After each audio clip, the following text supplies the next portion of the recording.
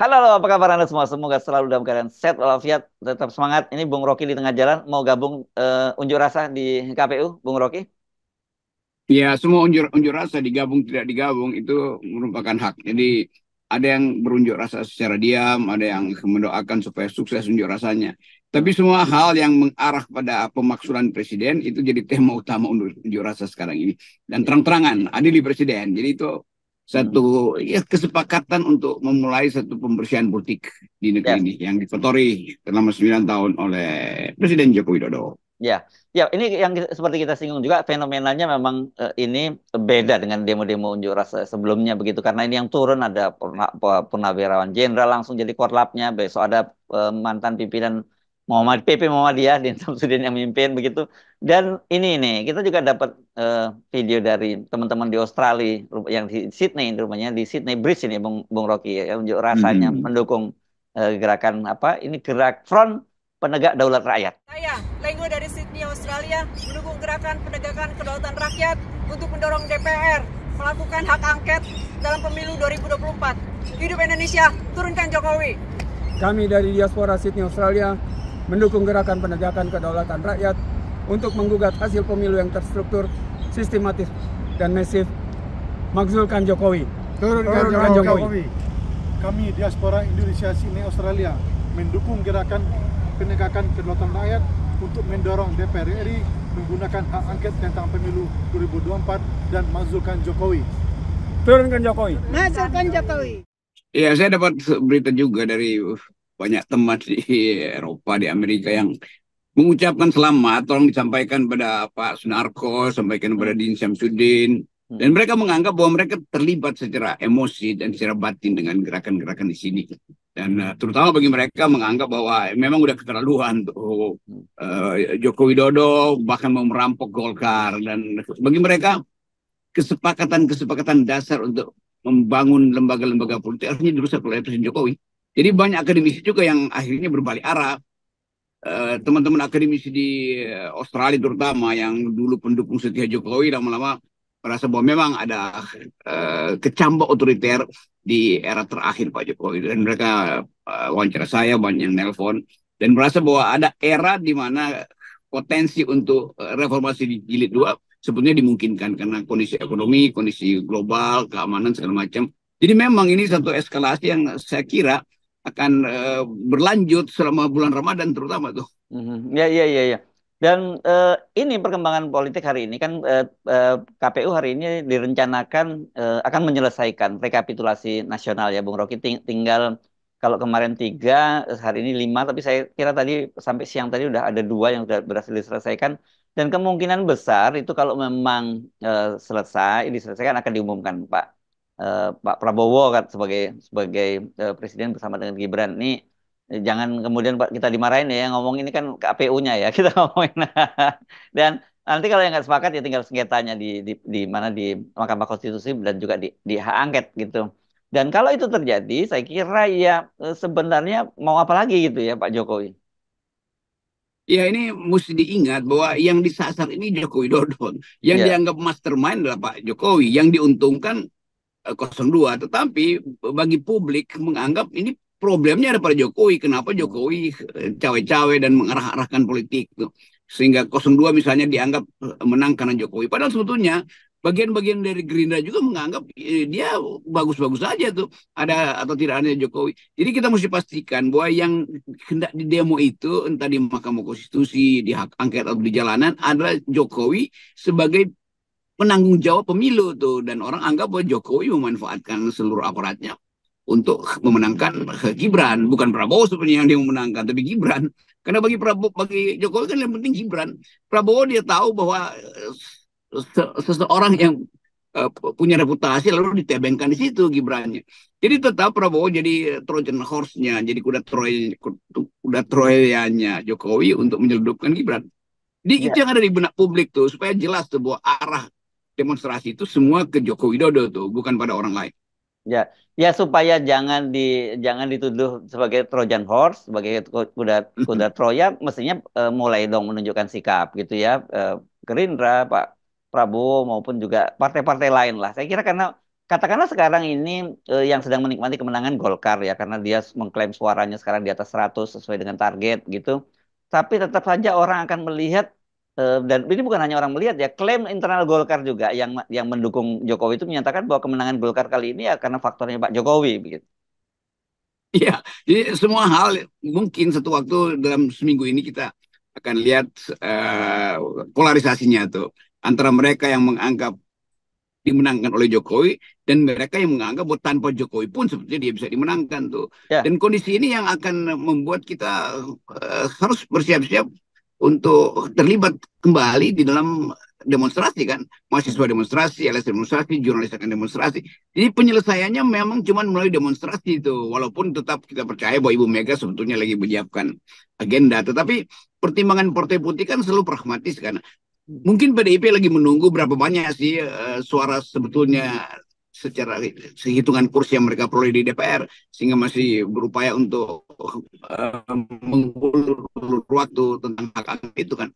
Bikin juga partai-partai lain, Golkar juga begitu tuh. Tetapi secara umum sudah terbentuk semacam persepsi yang makin lama makin keras bahwa Joko Widodo tetap adalah orang yang bertanggung jawab terhadap berantakannya proses pemilu 2024.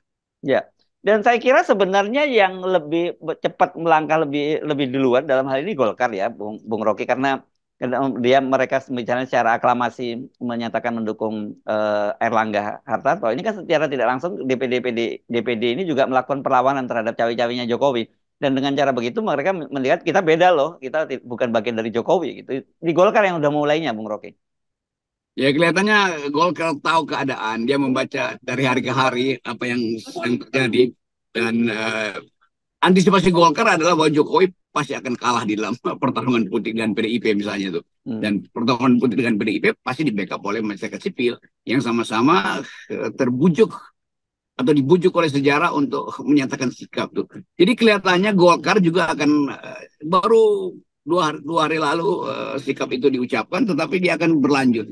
Dan setiap upaya Jokowi untuk menenggelamkan Golkar itu akan dianggap sebagai upaya untuk menenggelamkan demokrasi. Jadi konstruksi itu yang sedang dibaca oleh kalangan demonstran. Bahwa jangankan mahasiswa, Golkar aja mau dirampok oleh Jokowi kan.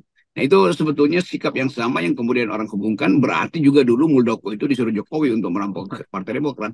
Jadi pembentukan opini ini yang harusnya kita pastikan bahwa Jokowi memang mengacak-acak demokrasi untuk kepentingan keluarganya. Ya, nah ini kalau kemudian Golkar ini tidak berhasil di take over oleh Jokowi begitu ya, dan kemudian Jokowi nasibnya seperti apa, Bung Rocky? Karena kita lihat misalnya di DPR itu DPR juga kelihatan tanda-tandanya jelas bahwa mereka juga menolak itu soal undang-undang DKJ ya yang menunjukkan yang apa soal pemilihan dan juga soal aglomerasi yang di bawah Gibran itu. Nah, hitungan saya ini mungkin bulan Mei Jokowi udah jatuh itu karena kalau kita lihat gejala semacam ini dari awal, publik terutama publik politik menganggap ini kesempatan untuk menyatakan kembali independensi dari partai Golkar, Gerindra apalagi itu. Karena Jokowi betul-betul kelewatan, dia nggak punya sensor lagi bahwa dia itu udah melanggar semua hal dan keangkuhan dia itu makin lama makin terlihat kan. Jadi soal aglomerasi, soal macam-macam lah, dinasti sampai mantu segala macam. Jadi udah terlalu jauh tuh permainan Jokowi. Nah yang paling berbahaya adalah dia mau memastikan bisa mengambil alih Golkar, sesuatu yang dia nggak pernah tahu bahwa Golkar itu canggihnya minta ampun dalam bermain politik. Jadi kelihatannya ujung kekuasaan Jokowi udah selesai. Sebenarnya secara real udah selesai itu. Kalau di depan KPU Purnawirawan mengucapkan hal yang betul-betul memalukan karena menganggap Jokowi itu adalah biang keladi semua persoalan di negeri ini, itu artinya ada satu sikap moral yang udah final tuh. Kan jarang sebetulnya Purnawirawan itu yang tetap melihat ya bagaimanapun dia presiden, dia adalah panglima tertinggi kita termasuk dari kalangan Purnawirawan. Ini Purnawirawan itu mengambil kesempatan untuk menyatakan sikap secara radikal dan tentu itu diam-diam ada persetujuan atau semacam pengertian dari Mabes TNI itu. Ya, ya. Nah, ini kan Bung Rocky artinya kalau kemudian Golkar itu tertutup pintunya buat Jokowi dan kemudian juga yang lain-lainnya itu juga menolak, ini kan bisa-bisa skenario Jokowi berantakan semua ya, Bung Rocky. Misalnya skenario menjadikan menantunya Erika Gudono sebagai bupati gitu, kemudian menjadikan Kaisang sebagai gubernur, Bobi sebagai gubernur juga, dan istrinya Bobi, anaknya Pak Jokowi, Kahiyang, seperti dikatakan oleh Bobi sendiri, itu dia katanya dia juga akan maju pilkada gitu kan. Ini bisa berantakan dan yang tersisa mungkin tinggal tinggal Gibran di kabinet, dan kita tahu bukan di kabinet ya, sebagai wakil presiden, dan kita tahu bahwa ya secara konstitusi namanya wakil presiden itu adalah ban serep gitu, terserah dari presidennya dong gitu. Itu yang saya sebutkan dari awal, Pak Jokowi itu akhirnya menyiksa anak-anaknya tuh. Dan tentu Gibran sekarang dia udah nggak punya, ya habis gaya kira-kira untuk memamerkan potensi untuk berkuasa.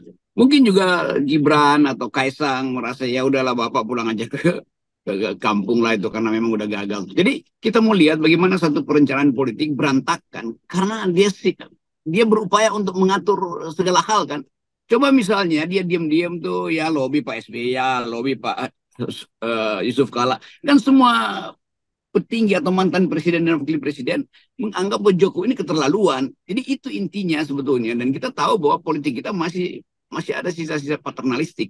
Kalau Yusuf Kala ngomong itu artinya wawasan Yusuf Kala itu lebih jauh dari Jokowi. Yusuf Kala jelas berpolitik lebih lama tuh. Nah itu diabaikan oleh Jokowi itu. Demikian juga Pak SBY yang dimusuhi diam-diam oleh Pak Jokowi itu. Jadi sebetulnya problem kita hari ini adalah Jokowi tidak paham tentang kimia politik Jakarta. Itu aja masalahnya. Ya, ya, ya. Dan ini saya kira kalau itu yang terjadi ya, skenario yang seperti kita sebutkan tadi, dia gagal semua, nasib Jokowi saya kira berbeda ya. Mungkin dia akan tidak turun dengan baik-baik kalau situasinya seperti ini. Pasti nggak turun baik-baik, sebab nggak ada lagi cara untuk recovery. Kan Pak Jokowi nggak mungkin datang ke depan publik mengatakan bahwa oke, saya sadar bahwa saya salah, saya minta maaf, ini pidato saya untuk membuat saya lebih lega dan tolong maafkan saya. Mestinya begitu, tapi itu kan nggak mungkin terjadi. Karena Jokowi sendiri, dia turun apa nggak turun, dia akan dipaksa turun. Kalau dia turun, dia tetap akan dihukum kan. Jadi bagi publik Indonesia itu menganggap bahwa ya Jokowi itu jadi kayak layangan putus yang bahkan nggak ada orang yang mau kejar itu kan, biarin dia nyangkut di pohon misalnya kan. Jadi kelihatannya itu yang terjadi. Kita mau ucapkan ini secara jujur, saya menganggap bahwa ya penghormatan terakhir pada rakyat seharusnya tiba di akhir kekuasaan Pak Jokowi, tapi terbalik karena beliau masih berupaya untuk menolak pulung itu akan dicabut dari dia, maka dia berupaya untuk bikin pulungnya sendiri itu. Nah bahayanya orang semacam ini tidak paham tentang koordinasi politik makro tuh, dan sinyal itu kita tangkap justru dari Pak Luhut yang mengerti koordinasi politik makro, dan Pak Luhut sendiri yang mengatakan bahwa Golkar lebih baik ikut LBP daripada ikut Jokowi, kira-kira begitu kan. Jadi kan itu Pak Luhut itu benar bahwa Golkar itu jangan diacak-acak oleh Jokowi, kira-kira begitu yang dia mau ucapkan. Kan nggak mungkin ada keterangan lain kalau Pak Luhut sudah bicara bahwa ada pihak luar yang akan mengambil alih Golkar. Di dalam semua sinopsis berita nggak ada pihak luar selain Jokowi, itu aja. Ya, ya, ya. Dan saya kira kalau kemudian gagal mengambil alih Golkar, kan tinggal kartu yang bisa dimainkan Pak Jokowi itu, yang kita bisa mungkin kita duga pasti dipastikan akan lolos, ya ini PSI gitu. Tapi ini kan ini kartu yang terlalu kecil, yang tidak bisa digunakan untuk bluffing gitu. Kalau dalam permainan judi kan juga nggak bisa, Bung Rocky. Kelihatan juga PSI nggak akan lolos itu. Dan gitu KPU ya? mungkin berasa bahwa kalau diloloskan PSI, KPU yang jadi sasaran itu. Jadi bahkan KPU sendiri udah ketakutan tuh karena melihat ada eskalasi kemarahan publik tuh. Jadi kelihatannya ya P3 mungkin juga nggak lolos PSI. Dalam kalkulasi saya PSI nggak mungkin lolos tuh karena dia hanya bisa lolos kalau dipaksa kan. Nah KPU tentu tahu bahwa kalau dipaksa itu sasaran berikutnya adalah KPU yang akan dihajar oleh demonstran. Ya, tapi kalau PSI nggak lolos, kalau kata Romi itu berarti ya P3 bisa lolos gitu, karena dia merasa kemarin suaranya diambil sebagian oleh PSI. Iya, tapi kenapa misalnya P3 nggak lolos? Karena dia gabung dengan PDIP. Tentu core dari P3 yang religius itu merasa ngapain gabung dengan partai yang sekuler. Kan itu juga mesti dihitung bahwa core yang tersisa pada P3 adalah mereka yang betul-betul taat untuk menghasilkan partai yang dasarnya adalah Islam. Kan cuma itu keterangannya. Kenapa P3 berkurang suaranya? Ya karena dia gabung dengan PDIP. Yes, oke. Saya kira kita masih terus menunggu. Saya mungkin bisa menjadi spekulasi juga apakah kemudian KPU ini berani memutuskan dalam situasi sekarang maupun hari ini, atau dia seperti kemarin-kemarin dia mengumumkan tengah malam gitu ya, ketika orang pada tertidur. Nanti bangun Ya sahur. tengah malam ada yang tengah Ya. malam ada yang nggak mau lihat hasilnya tuh karena mau tidur digorong-gorong mungkin karena ketakutan. Oke, jangan khawatir. Jadi malam ini kalau Anda mau tidur, tidur aja. Nanti jangan khawatir tiba-tiba bangun sahur, sudah situasi Indonesia sudah berubah begitu ya. Iya, Oke, mulai terima kasih. siapkan energi untuk memulai satu ide baru bahwa Indonesia tanpa Jokowi pasti baik-baik aja. Yes, oke. Makasih, Bung Rocky. Iya, Yes.